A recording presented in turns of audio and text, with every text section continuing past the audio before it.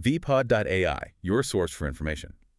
This podcast is sponsored by Stonefly, your trusted solution provider and advisor in enterprise storage, backup, disaster recovery, hyper-converged in VMware, Hyper-V, Proxmox cluster, AI servers, and public and private cloud. Check out stonefly.com or email your project requirements to sales@stonefly.com. Okay, let's unpack this. Consulting.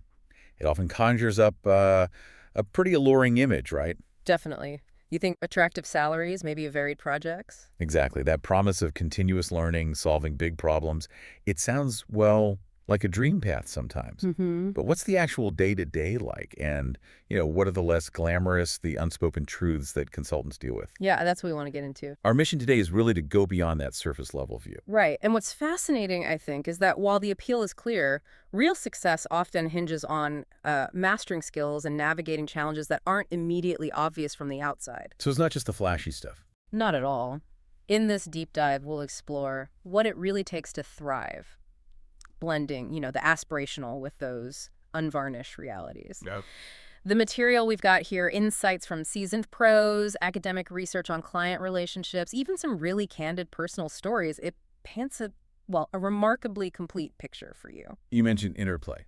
Yeah, the interplay of expertise, trust, and even the office dynamics that are often just below the surface. Okay, so let's start with the absolute fundamentals then. We hear consultants all the time, but what is the core definition? At its heart, it's pretty simple. A person who gives professional advice or services to companies for a fee. Straightforward enough. But that definition covers a huge world. You've got management consultants, IT, finance, procurement, loads more. And the size of these places can be wildly different, yeah. Precisely. You might have a small niche firm, maybe fewer than 50 people. Right. Or you could be talking about a global giant, one of the big four, Deloitte, PwC, Ernst & Young, KPMG. They employ thousands. So the environment can be totally different depending on where you land. Absolutely. And your choice often reflects, career goals, what kind of culture you thrive in. That variety must demand a lot of adaptability. Yeah. But thinking about the day-to-day work itself, is it all strategy meetings and presentations? Not always. It's incredibly varied, honestly. And it really depends on the project. Like? Well, some roles are very client-facing. You're almost like an employee on loan right there in their operations. Okay, embedded. Yeah. Others are more behind the scenes, intense research, digging into data, putting together reports. So lots of different modes. The only constant is that no 2 days are ever really the same. And there's a huge opportunity for professional growth, exposure to totally new topics, new industries. You get to learn constantly. Which sounds appealing. So if you're stepping into this, what tools are just essential? What's in that digital toolkit? Well, Microsoft 365 is pretty much table stakes. Excel, Outlook, Teams, PowerPoint. They're foundational. PowerPoint especially, I hear. Oh, yeah. In many firms, there's a huge emphasis on PowerPoint skills. It gets used for almost everything. Internal meetings, client deliverables, you name it. Beyond the standard Office suite. You might use specialized tools for certain jobs, things like OneTrust or Big ID, maybe for privacy or data management projects. It really reflects how tailored the work can be. Okay, got it. So tools aside, let's dive into what really makes a consultant successful. It seems like it's way more than just technical know-how. The interpersonal stuff keeps coming up. That's spot on. Communication is just crucial, absolutely vital. And not just talking clearly, right? No, it's broader. Clear writing, sure, but also active listening, asking good, open-ended questions. And critically, being able to sort of make sense of and translate what the client says. Be coded almost. Yeah, kind of. And you need to communicate good news and bad news effectively. Work towards agreement on what success looks like early on. Makes sense. And remember, it's a two-way street. Effective communication needs both the consultant and the client to participate. You mentioned active listening. That sounds simple, but in practice, what does true active listening look like in, say, a client meeting? It's about resisting the urge to assume you know everything already, asking relevant questions to genuinely grasp the client's situation, their needs, and importantly, the context. Why are they saying this now? Margaret Wheatley had a great quote. Listening is such a simple act. It requires us to be present, and that takes practice. It's about picking up the unspoken stuff, too. And then there's humility, which feels counterintuitive. Yeah. If you're the expert they hired. Right. But it's so important. Humility means not thinking you're better than everyone else in the room. Okay. Remembering the client is the star, and your job is to help them shine. Avoiding arrogance, basically. How does that help? It builds trust. Clients feel safer sharing the real problems, the messy stuff, if they don't feel judged. And teamwork.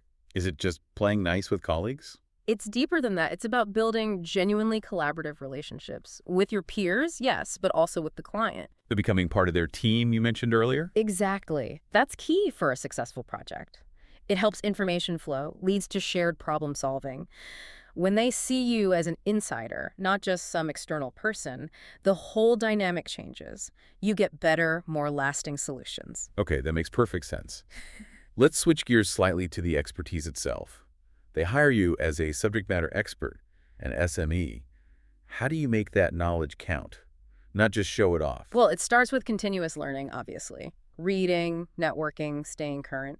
But the real trick is taking solutions from theory to realization, making it happen. Practical application. Yes. You need that deep technical skill, that business understanding from experience. It lets you challenge clients constructively, add real value. But just having the knowledge isn't enough. Nope. The real impact comes when you can transfer that expertise, when you facilitate client learning. It's about empowering them, not just giving them an answer. So it's problem solving with the client, not just for them. Precisely.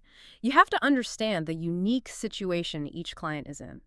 Quality work solves their specific problem, not just applies some standard method. And involving them is crucial for that. Absolutely. They have the context, the internal knowledge that you as an outsider might miss. That collaboration leads to way more effective, sustainable solutions. And running underneath all of this, like any good relationship, has to be integrity, honesty. Absolutely paramount. It contributes directly to success. Being truthful in your recommendations, even when it's tough news, something the client might not want to hear. That takes courage. It does. It also means putting client needs first, showing empathy, genuine interest in their problems, setting realistic timelines, scoping projects properly, billing fairly. It's about building that foundation of reliability. Which leads us to trust. Exactly. All these pieces, communication, humility, expertise, and integrity, they all feed into cultivating and gaining client trust, which is just critical for success now, for future work. How do you define that trust in this context? Well, fundamentally, trust involves the client being willing to become more vulnerable with you, to share the real issues. Okay. And you build it through consistency, doing what you say you'll do. Competence, actually having the skills. And caring, showing empathy, sincerity, listening, cooperating. So it's multi-layered. Yeah, there are personal trust, expertise trust, even structural trust levels. It's complex, earned over time, and it's totally linked to your credibility. It really is the bedrock. Beyond these individual skills and trust, what about organizational factors, like project management? Oh, essential. Good project management skills are vital for effective collaboration. Setting clear goals, hitting deadlines, delivering results, handling conflicts when they pop up. Keeps things on track. Right. It includes agreeing on roles, responsibilities, how you'll communicate. Without strong PM, even the best ideas can just fall apart. And trust disappears fast if you miss commitments. And cultural understanding, getting the vibe of the client's organization. Super important. Gaining insight into their culture helps foster openness, lets you understand what motivates their staff, improves information flow. And sets realistic goals. Exactly. Understanding the culture helps you set achievable goals. Yeah. And all of that, in turn, builds more trust. Because you're speaking their language, you get their unspoken rules, you respect how they work. Okay, we've painted a picture of the ideal, maybe. But the material also pulls back the curtain, doesn't it, on the unvarnished truth. Yes, and this is where it gets really interesting, I think. What were some of the big eye-openers? The real daily grind, maybe the mistakes people make. Well, one consultant shared what they called 10 mistakes I made, really candid stuff. And a lot of the early ones boil down to a lack of clarity and focus. Like what? Like struggling to build visible authority because they didn't have marketing automation or a clear content strategy, just hoping expertise would be enough. Which ties into finding your niche. Exactly. The difficulty of scaling down to grow. Committing to a narrow niche feels scary. You worry about losing revenue or saying no to people. The paradox of focus. Right. Trying to be everything to everyone means you're often not truly special to anyone. And without that focus, it's hard to gain deep authority because you don't see the same problems repeatedly. You miss the patterns. So courage, again, saying no. Yep. The advice was clear. Focus. Do less, say no. It takes discipline. And this connects to defining your communication style, too, what was called an undefined voice. Meaning? Translating your deep technical knowledge into language your target audience actually understands and connects with. Defining my voice creates that deeper link, makes you top of mind. It's fascinating that in a job advising others, a big pitfall is not getting advice yourself. What about coaching? That was a huge one, the lack of coaching mistake. Meaning no objective feedback, trouble staying focused, maybe poor work-life balance. A coach is that second pair of eyes, plays devil's advocate, keeps you seeing the big picture. Prevents getting lost in the weeds. Totally. And this connects to really listening to clients and attracting the right clients, the ideal clients. The mistake was often telling clients what the consultant could do instead of digging into their specific pains. But when you openly share valuable content, ideal clients often come to you already trusting your expertise. Less selling needed.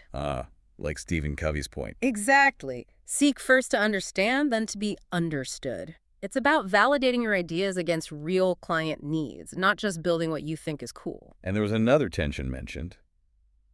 The entrepreneur versus the consultant. Yeah, the entrepreneur versus consultant balance, that constant pull between focusing on making money now versus openly sharing expertise to build long-term visibility and trust. Short-term versus long-term. Right. The pressure for short-term revenue can overshadow that foundational marketing work, which then makes it harder to achieve simple scaling packaging expertise into systems, pricing them as premium diagnostics, staying upstream instead of just doing one-off, time-killing custom projects. These are really insightful lessons from experience. But the sources also shared the gritty realities, the not-so-glamorous side. Oh, yes. The myth of the glamorous consultant life. It vanishes pretty quickly.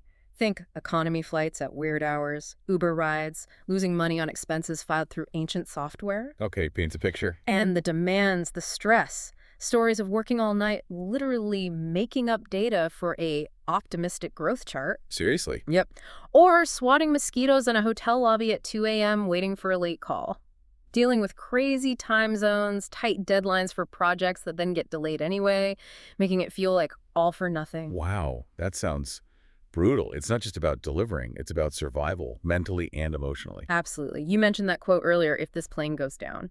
That stark thought highlights the real personal toll. And resilience being about selectively forgetting. It points to that, yeah. It's almost a coping mechanism in a field that demands so much. You have to let some of the intense strain go to keep going. And then there's the internal stuff.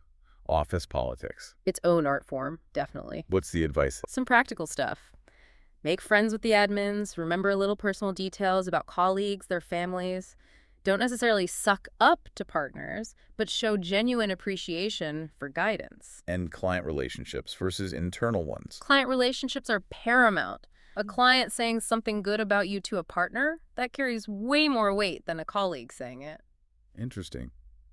What about keeping things smooth within your own team under all that pressure? Key things are stay positive, let teammates save face, never throw someone under the bus publicly, avoid gossip. Sounds basic, but probably hard in practice. Can be.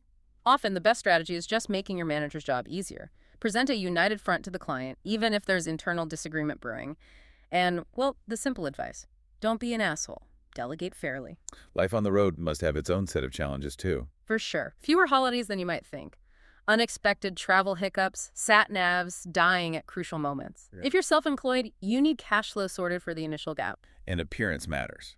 It does, especially for first impressions and credibility. Sometimes basic things aren't there, like decent coffee on site, you're often on stage, public speaking, a good capsule wardrobe helps, and having friends outside work to vent to is vital. And that idea of always being on the field. Yeah, on the field of the political game, whether you participate or not, there's no opting out. You're involved just by being there. Okay, so pulling this together, it's clear consulting needs this really unique mix.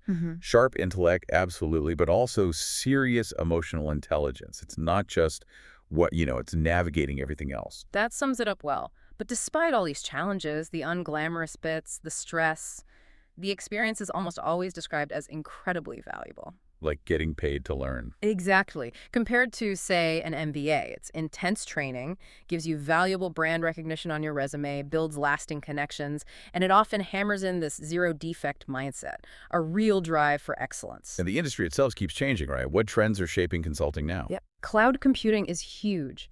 More reliance on services like AWS, Google Cloud, Microsoft OneDrive means vast amounts of sensitive data stored there. Which increases the risk if there's a breach. Massively. So there's huge demand for consultants in secure cloud development, maintenance, cybersecurity, cloud architecture. And the move to remote work. That's another big one. The shift to virtual or hybrid work means there's a critical need for employee training.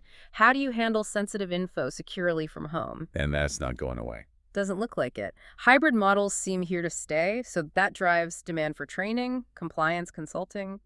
And finally, risks from outside vendors. Supply chains. Yes, third-party compromise is a major worry. These supply chain attacks, where attackers hit a tool or vendor to get into many organizations. Creates a need for monitoring that risk. Absolutely. Identifying and monitoring third-party risk is a growing area for consultants. It's a complex, constantly shifting landscape, which, well, keeps consultants busy. So the consulting world, dynamic, definitely demanding, constantly evolving. It needs problem-solving skills, yes, but also adaptation, learning from mistakes, building real connections. It really pushes you to grow personally and professionally. Which leads to a final thought, maybe.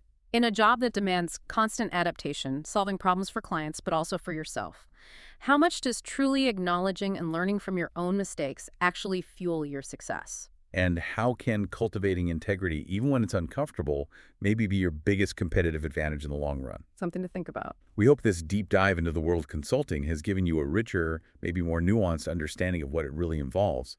vpod.ai, your source for information. This podcast is sponsored by Stonefly, your trusted solution provider and advisor in enterprise storage, backup, disaster recovery, hyper-converged and VMware, Hyper-V, Proxmox cluster, AI servers, and public and private cloud. Check out stonefly.com or email your project requirements to sales@stonefly.com.